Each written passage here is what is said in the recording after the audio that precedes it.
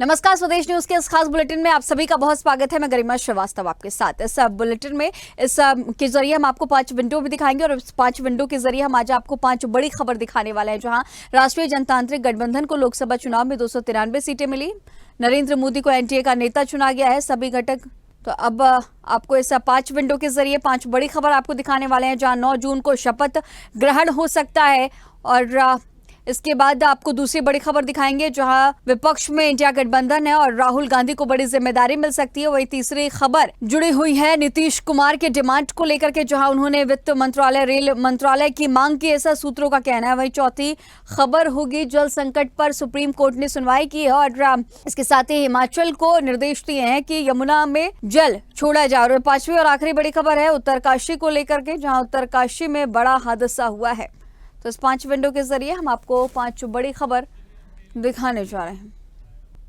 तो चलिए पहले बड़ी खबर का रुख करेंगे, जहां राष्ट्रीय जनतांत्रिक गठबंधन को लोकसभा चुनाव में 293 सीटें मिली। नरेंद्र मोदी को एनडीए का नेता चुना गया है, सभी घटक दलों ने अपने समर्थन का पत्र सौंप दिया। अब मोदी तीसरी बार प्रधानमंत्री के रूप में 9 जून को शपथ ले सकते हैं। शपथ ग्रहण समारोह को भव्य बनाने की तैयारियां भी शुरू हो चुकी हैं। इसमें विदेशी मेहमानों को आमंत्रित किया गया है। इसमें बांग्लादेश, श्रीलंका, भूटान, नेपाल और मॉरिशस के शीर्ष नेताओं के शामिल होने की संभावनाएं हैं। औपचारिक निमंत्रण आज से भेजे जाने की तैयारी भी है। इससे पहले 75 देशों में मोदी को बधाई दी है और उन्हें वैश्विक नेता करार दिया। नतीजों के बाद देश में एक बार फिर से एनडीए सरकार बनने जा रही है। पीएम मोदी 9 जून को शपथ ले सकते हैं। पहले जानकारी मिली थी कि पीएम मोदी 8 जून को शपथ लेंगे। ये बात सामने आई कि शुभ मुहूर्त के चलते तारीख बदली गई है। हालांकि इसकी औपचारिक घोषणा अभी नहीं हुई है। तो तीसरी बार पीएम पद की शपथ अब नरेंद्र मोदी लेने जा रहे हैं और सर्वसम्मति से उन्हें एनडीए दल का नेता चुना गया है। और इसके साथ ही ये बात कही जा रही थी कि 8 जून को पीएम पद की शपथ लेंगे, लेकिन शुभ मुहूर्त के चलते ये तारीख बदल दी जा सकती है। 9 तारीख को पीएम पद की शपथ नरेंद्र मोदी ले सकते हैं। हालांकि इससे लेकर के अभी आधिकारिक घोषणा नहीं हुई। और इसी खबर पर तमाम जानकारी के साथ दिल्ली से हमारी सहयोगी तनु लगातार हमारे साथ बनी हुई है। तनु, अब तमाम तैयारियां की जा रही हैं और प्रधानमंत्री पद के लिए नरेंद्र मोदी का चेहरा भी चुन लिया गया है एनडीए की तरफ से। और इन सबके बीच 8 तारीख को पहले कहा जा रहा था कि 8 जून को पीएम पद की शपथ नरेंद्र मोदी लेंगे, लेकिन अब कहा जा रहा है कि शुभ मुहूर्त के चलते तारीखों में तब्दीली की गई। हालांकि इसकी औपचारिक घोषणा अभी तक नहीं हुई है। दिल्ली में इस वक्त क्या कुछ तस्वीरें, क्योंकि कल बड़ी बैठक भी एनडीए की होने वाली है। देखिए गरिमा, जिस तरीके से अब 9 जून की जो है वो तैयारियां शुरू हो गई है, क्योंकि सूत्रों से ये जानकारी मिल रही थी कि पहले 9 तारीख डिसाइड हुई थी, फिर उसके बाद 8 तारीख जो है वो डिसाइड हुई और अब फिर से जो है वो 9 तारीख डिसाइड हुई है, क्योंकि शुभ मुहूर्त। और जिस तरीके से हम देखते भी हैं कि भारत देश में जो मुहूर्त है उसको बड़ी प्रेफरेंस दी जाती है, तो यहाँ पर भी शुभ मुहूर्त के चलते 9 तारीख अब डिसाइड की गई है, जब प्रधानमंत्री जो है वो शपथ लेंगे। और तैयारियों की अगर मैं बात करूं तो यहाँ पर तमाम तैयारियां जो है वो कर ली गई है। न्योता आज से जो है वो भेजना शुरू हो जाएगा गरिमा। जितने भी जो जैसे भूटान, श्रीलंका के जो माफ कीजिएगा, भूटान, श्रीलंका के जो तमाम नेता हैं उनको आज जो है ठीक है तनु। तो शुभ मुहूर्त के चलते जिस तरह से देखा जा रहा है कि तारीख बदली जा रही है और अब पीएम मोदी तीसरी बार शपथ लेंगे। मोदी सरकार 3.0 की तैयारी है। तनु लगातार हमारे साथ बने रहिएगा और अब तमाम तैयारियां अब की जा रही हैं। दिल्ली में ये तमाम तैयारियां अब की जा रही हैं पीएम मोदी के शपथ ग्रहण को लेकर के। चलिए दूसरी बड़ी खबर का रुख करेंगे, जहां लोकसभा चुनाव में बीजेपी के नेतृत्व वाले एनडीए को बहुमत तो मिल गया, लेकिन विपक्षी गठबंधन इंडिया ने भी शानदार प्रदर्शन किया है। ये साफ हो गया है कि नरेंद्र मोदी तीसरी बार प्रधानमंत्री पद की शपथ लेंगे। ऐसे में अब लोकसभा में नेता प्रतिपक्ष कौन होगा, इसे लेकर के चर्चा हो रही है। सूत्रों ने कहा कि कांग्रेस में विचार चल रहा है कि राहुल गांधी सदन में कांग्रेस की कमान संभालें और लोकसभा में नेता प्रतिपक्ष बने। जल्द ही कांग्रेस संसदीय दल की बैठक में लोकसभा में कांग्रेस का नेता तय किया गया। इस बीच कांग्रेस सांसद मणिकम टैगोर ने भी खुलकर राहुल गांधी को विपक्ष के नेता बनाने की मांग की है। लोकसभा में नेता प्रतिपक्ष बनने के लिए 10% से अधिक सीटें होना जरूरी है। साल 2014 में कांग्रेस ने 44 तो 2019 में 52 सीटें जीती थी, लेकिन इस बार पार्टी के हिस्से में 99 सीटें आई हैं। ऐसे में राहुल गांधी के एलओपी बनने की सबसे ज्यादा संभावनाएं हैं। माना यह जा रहा है कि लोकसभा चुनाव में विपक्षी गठबंधन इंडिया के शानदार प्रदर्शन में कांग्रेस के पूर्व अध्यक्ष राहुल गांधी ने महत्वपूर्ण भूमिका निभाई। गठबंधन में सीटों के मामले में कांग्रेस सबसे बड़ी पार्टी भी है। और इसी खबर पर तमाम जानकारी के साथ दिल्ली से हमारी सहयोगी तनु लगातार हमारे साथ बनी हुई है। तनु, अब जिस तरह से राहुल गांधी को नेता प्रतिपक्ष लोकसभा में बनाने की मांग की जा रही है, तमाम जो नेता है वो भी समर्थन में उतरते हुए नजर आ रहे हैं और मुख्य विपक्षी पार्टी के रूप में भी लगातार देखा जा रहा है कि कहीं ना कहीं कांग्रेस ने अपना दम दिखाया है और इस बार के चुनाव में बड़ी जीत भी अलग अलग राज्यों में दर्ज कराई है। आगामी आने वाले वक्त में जिस तरह से अब देखा जा रहा है, जहां एक तरफ एनडीए पीएम पद की शपथ के लिए तमाम तैयारी कर रहा है और वहीं विपक्ष की भी तैयारियां तेज हैं संगठन को मजबूत करने के लिए। जी बिल्कुल गरिमा, देखिए जिस तरीके से विपक्ष जो है वो भी बिल्कुल जोर शोर से जुट गया है। हालांकि कल मल्लिकार्जुन खड़गे ने ये साफ कर दिया कि हम सरकार बनाने के बारे में अभी नहीं सोच रहे हैं, लेकिन राहुल गांधी एक बहुत बड़ा चेहरा अब जो है वो बन गए हैं। जिस तरीके से भारत जोड़ो न्याय यात्रा फिर 2.0 जो उन्होंने यात्रा करी, एक बहुत बड़ा चेहरा। और अब जो यूपी में जीत दर्ज की है उसको लेकर तो टैगोर जो है उन्होंने तो ट्वीट तक कर दिया कि मैंने तो अपने नेता के नाम पर ही वोट मांगे, मतलब कि राहुल गांधी के नाम पर उन्होंने वोट मांगे। और उद्धव ठाकरे जो है उन्होंने कुछ दिन पहले कहा था कि अगर प्रधानमंत्री की बात की जाएगी तो राहुल गांधी मेरी पहली पसंद होंगे और मुझे नहीं लगता कि किसी और को भी लेकर जो है पार्टी में उनको लेकर जो है जो सांसद है जो नेता है उनको कोई तकलीफ होने वाली है। तो यहाँ पर राहुल गांधी की जो छवि है वो पहले से बहुत बेहतर हुई है, ये बात माननी पड़ेगी। जिस तरीके से जीतोड़ मेहनत करी और प्रियंका ने भी पूरा साथ दिया, भाई बहन की जोड़ी, यूपी में 2 लड़कों की जोड़ी, उसका फायदा कहीं ना कहीं राहुल गांधी को मिला है। और अब जिस तरीके से एक मजबूती के साथ विपक्ष आगे बढ़ रहा है तो राहुल गांधी के लिए जो है वो सहमति यहाँ पर बनती हुई नजर आ रही है। हालांकि औपचारिक इसकी कोई भी अभी ऐलान नहीं हुआ है औपचारिक रूप से, लेकिन जिस तरीके से बैठकों का दौर जारी है, अनऑफिशियल मीटिंग भी बहुत सारी दिल्ली में चल रही है और जितनी तैयारी एनडीए की है, चाहे वो शपथ समारोह को लेकर हो, चाहे तमाम जो चीजें हैं, उतनी ही तैयारी अब इंडिया गठबंधन की भी दिखाई दे रही है। और आने वाले वक्त में ये साफ हो जाएगा कि जो तमाम जो दिग्गज हैं इंडिया अलायंस के वो जरूर जो है वो राहुल गांधी का समर्थन करते हुए नजर आएंगे। तनु, जिस तरह से देखा जा रहा है कि तमाम कश्मकश भी अभी तक बरकरार है नीतीश कुमार को लेकर के, चंद्रबाबू नायडू को लेकर के, और सूत्र ये भी कह रहे हैं कि 3 मंत्रालयों की डिमांड नीतीश कुमार ने की है। और ऐसे में क्या लग रहा है कि सारी चीजें मैनेज की जाएगी या फिर विपक्ष ने भी तैयारी की है? क्योंकि जिस तरह से कल तेजस्वी यादव जब फ्लाइट से उतरे थे उसी वक्त उन्होंने कहा था कि थोड़ा सा धैर्य रखिए, कुछ भी हो सकता है। जी बिल्कुल गरिमा, देखिए अगर बात की जाए नीतीश की, जेडीयू पार्टी की, तो नीतीश कुमार जो है उन्होंने अब पॉलिटिकल प्रेशर बनाना यहाँ पर शुरू कर दिया और उन्होंने मंत्रालयों की डिमांड कर दी है। रेल मंत्रालय की, वित्त मंत्रालय जो 4 मंत्रालयों में सबसे इंपॉर्टेंट है उसकी डिमांड उन्होंने कर दी है। कृषि मंत्रालय की डिमांड जो है वो रख दी है। ऐसे में अब कहीं ना कहीं नरेंद्र मोदी के ऊपर भी पॉलिटिकल प्रेशर है और देखने वाली बात होगी क्या वो ये मंत्रालय देंगे या फिर जिस तरीके से अभी खलबली यहाँ पर दिल्ली में मची हुई है एनडीए के अंदर उस तरीके से मची रहेगी। देखिए हालांकि समर्थन दे दिया है, सारी चीजें हो गई है, अब बस शपथ समारोह, लेकिन इंडिया अलायंस की तैयारियां अभी भी दिख रही है। तेजस्वी यादव ने जिस तरीके से कहा कि अभी तो देखिए क्या क्या होता है, और नीतीश कुमार की सबसे बड़ी बात ये सामने आ रही है सूत्रों के हवाले से कि जब तक नरेंद्र मोदी शपथ नहीं लेते तब तक वो दिल्ली में ही डटे रहेंगे और उनके दिल्ली में डटे रहने का मतलब हम सब समझते हैं। और जिस तरीके से उनकी छवि है कि वो कभी भी पलट जाते हैं,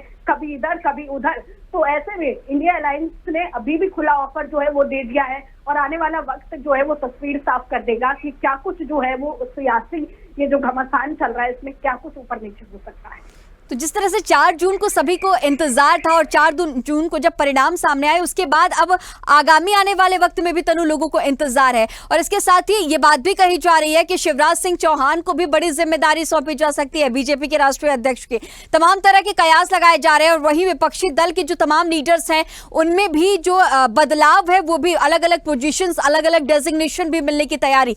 दिल्ली में आप मौजूद है, लगातार कांग्रेस कार्यालय और बीजेपी दफ्तर के भी आप लगातार चक्कर भी काट रही होंगी और क्या कुछ तस्वीरें इस वक्त नजर आ रही है, क्या कुछ सियासी घमासान दफ्तरों के सामने? जी बिल्कुल गरिमा, अगर बात एनडीए की तरह पहले से निकलकर सामने आती है, बहुत हकीकत तो ये है कि जिस दिन रिजल्ट सामने आए मेरी मौजूदगी उस वक्त थी और जो चेहरे की रंगत थी वो बहुत कुछ बयां कर रही थी। सबके चेहरे जो है वो कहीं ना कहीं लटके हुए थे और जिस तरीके से लगातार सोशल मीडिया पर एक पिक्चर जो है वो लगातार वायरल हो रही है नरेंद्र मोदी, तो उनका चेहरा जरूर थोड़ा सा लटका हुआ था, लेकिन तमाम दावे। और वहीं जो पॉलिटिकल प्रेशर की बात आ रही है गरिमा, वो बहुत इंपॉर्टेंट बात है। लगातार नीतीश हो चाहे शिवराज सिंह चौहान हो, इनका जो प्रेशर है वो लगातार जो है वो बना हुआ है। और इंडिया गठबंधन की सबसे पॉजिटिव चीज ये निकलकर सामने आ रही है कि उनमें किसी भी तरह की जो असहमति है वो नहीं दिख रही, कोई कलेश नहीं दिख रहा, कुछ भी नहीं दिख रहा। वो सब बहुत स्ट्रॉन्ग स्ट्रैटेजी के साथ आगे बढ़ रहे हैं, बहुत धैर्य का वो परिचय दे रहे हैं। तो ऐसे में इंडिया अलायंस जो है वो थोड़ा सा पीछे जरूर रह गया है, लेकिन उनकी जो स्ट्रैटेजी है वो बड़ी महत्वपूर्ण है। जिस तरीके से कांग्रेस मुख्यालय में लगातार मैं मौजूद रहती हूँ, हलचल बहुत तेज रहती है वहां पर, लगातार ऑफिशियल अनऑफिशियल दोनों मीटिंग्स जो है वो बहुत कुछ बयां करती है। अगर नरेंद्र मोदी की जो 9 तारीख को वो शपथ लेने जा रहे हैं, अगर वो हो भी जाती है तो उसके बाद भी खेला हो सकता है, ये कोई बड़ी बात नहीं है दिल्ली के अंदर, जो तस्वीरें और जो सूत्रों के हवाले से जो जानकारी है। ठीक है तनु, तो इस सियासी हलचल पर अपनी तेज नजर बनाए रखिएगा। तमाम जानकारियों के साथ बने रहने के लिए आपका बहुत शुक्रिया। देश में एक बार फिर से एनडीए की सरकार बनने जा रही है। लोकसभा चुनाव में एनडीए को 293 और इंडिया गठबंधन को 234 सीटें मिली हैं। और अब इन सब के बीच नीतीश कुमार एनडीए के सहयोगी दल जेडीयू के नेता हैं। उन्होंने बिहार में 12 सीटों पर जीत हासिल की। इस लिहाज पर उनका होना एनडीए के लिए बहुत अहम है। वहीं जेडीयू सूत्रों के हवाले से खबर है कि नीतीश कुमार ने 3 मंत्रालय की मांग रखी है। उन्होंने बिहार को विशेष राज्य का दर्जा देने के साथ ही 4 सांसद पर 1 मंत्रालय का फॉर्मूला सरकार के सामने रखा है। दरअसल 12 सांसद जेडीयू के हैं, इसलिए वो 3 मंत्रालय चाहते हैं। सूत्रों के से मिली जानकारी के मुताबिक नीतीश कुमार कृषि और वित्त मंत्रालय चाहते हैं। इसके साथ ही वहीं रेल मंत्रालय प्राथमिकता में भी है। आपको ये भी बता दें कि बिहार में नीतीश कुमार ने 16 और बीजेपी ने 17 सीटों पर चुनाव लड़ा था। नीतीश की जेडीयू और बीजेपी ने एक बार बराबर 12-12 सीटों पर जीत दर्ज कराई। वहीं बीजेपी ने लोकसभा चुनाव में 240 सीटें जीती हैं। वो मोदी 3.0 सरकार में 3 मंत्रालय चाहते हैं, लेकिन लोकसभा चुनाव के नतीजों के बाद अब मनचाहे मंत्रालय हासिल करने को लेकर के प्रेशर पॉलिटिक्स का गेम चल रहा है। एनडीए में बीजेपी के सहयोगी दल अब केंद्र में बड़े मंत्रालयों की मांग कर रहे हैं। और इसी खबर पर तमाम जानकारी के साथ पटना से हमारे ब्यूरो चीफ धर्मेंद्र कुमार हमारे साथ जुड़े हुए हैं। धर्मेंद्र, अब जिस तरह से नीतीश कुमार को लेकर के तमाम कश्मकश, तमाम जो सियासी हलचल है वो बरकरार है, दिल्ली में मौजूद है। और अब 3 जो मंत्रालय हैं जो कि बहुत ही अहम मंत्रालय है, उनकी डिमांड रेल मंत्रालय, वित्त मंत्रालय और कृषि मंत्रालय सबसे बड़े ये जो मंत्रालय हैं वो माने जाते हैं। और इनकी डिमांड नीतीश कुमार ने की है। 4 अपने सांसदों को लेकर के उन्होंने फॉर्मूला तय किया है कि 4 सांसद पर 1 मंत्रालय। क्या कुछ लग रहा है कि आने वाले वक्त में जिस तरह से प्रेशर पॉलिटिक्स चल रही है एनडीए में, और तमाम और भी घटक दल हैं जो आगे और भी प्रेशर पॉलिटिक्स बना सकते हैं, लेकिन नीतीश कुमार को लेकर के जिस तरह से चर्चाओं का बाजार गर्म है, स्थिति क्या कुछ कह रही है? जी, जिस तरह से बिहार में सबसे बड़ी पार्टी के रूप में उभरी है, सहयोगी दल के रूप में, और जिस तरह से 3 सीट की मांगी जा रही है, कहीं न कहीं सूत्र बता रहा है ये जायज है, सही बात है, मांगी जा रही है। सबसे बड़ी बात ये है, देखना है कि जिस तरह से आज के परिवेश में नरेंद्र मोदी ने 10 साल जिस तरह से अपने शासन किया, अपने मर्जी के हिसाब से किया, सारे सिस्टम के अनुसार किया, लेकिन कहते हैं ना कि समय बड़ा बलवान हो। आज समय ऐसा हो गया, इंसान नहीं है बल्कि समय बलवान होता है, और ये परिवेश आज देखने को मिल रहा है। सबसे बड़ी बात यह है कि जिस तरह से नीतीश कुमार ने अपना प्रेशर डाला जा रहा है, हालांकि इस बात को खंडन कर दिया केसी त्यागी ने कि कोई किसी तरह का दबाव नहीं है, लेकिन केसी त्यागी ने स्पष्ट रूप से कहा है कि बिहार को विशेष राज्य का दर्जा मिलनी चाहिए, इसमें कहीं कोई संकोच नहीं हो। उसके बावजूद भी जिस तरह से 3 सीटों की मांग हो रही है, रेल, वित्त मंत्री और कृषि, ये तीनों महत्वपूर्ण है। तो सवाल है कि ये तो चर्चा की गलियारों में चल रही है, लेकिन अब देखना है कि कहां तक किस बात से होती है। वहीं चिराग पासवान ने भी जो है, हालांकि वो भी नहीं बोले हैं कि मुझे चाहिए, लेकिन उनका भी कहीं न कहीं दावा है कि मुझे भी 100 सीट चाहिए।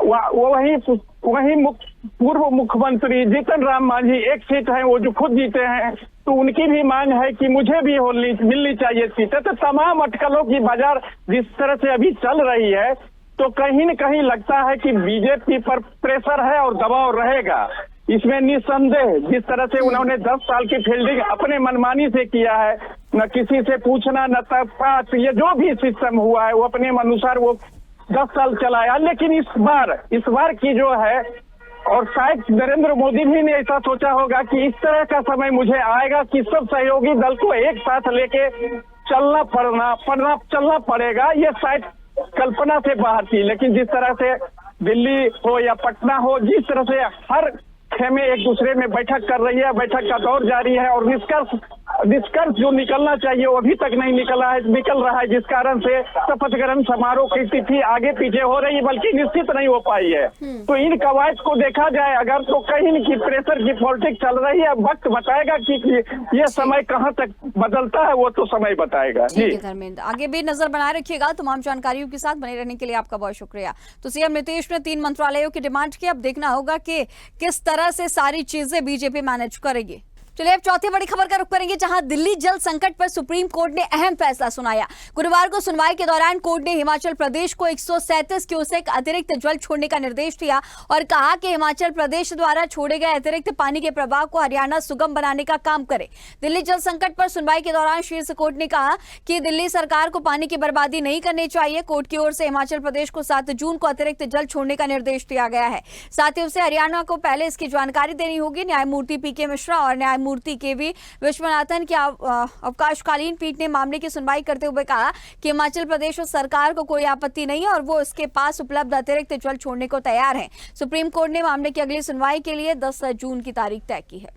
और इसी खबर पर तमाम जानकारी के साथ दिल्ली से हमारे सहयोगी इरफान लगातार हमारे साथ बने हुए हैं। इरफान, जिस तरह से लगातार देखा जा रहा था कि दिल्ली जल संकट को लेकर के दिल्ली सरकार की जो मंत्री हैं आतिशी, वो लगातार मांग कर रही थी कि हरियाणा की तरफ से, उत्तर प्रदेश की तरफ से उन्हें जल दिल्ली में दिया जाए, दिल्ली की जनता के लिए पहुंचाया जाए। और अब इन सबके बीच सुप्रीम कोर्ट की सुनवाई और साथ ही हिमाचल प्रदेश को जल छोड़ने की बात कही गई है और पूरा मैनेजमेंट हरियाणा सरकार से कहा है। इस वक्त क्या कुछ अपडेट और क्या कुछ आगे की तैयारियां देखी जा रही हैं?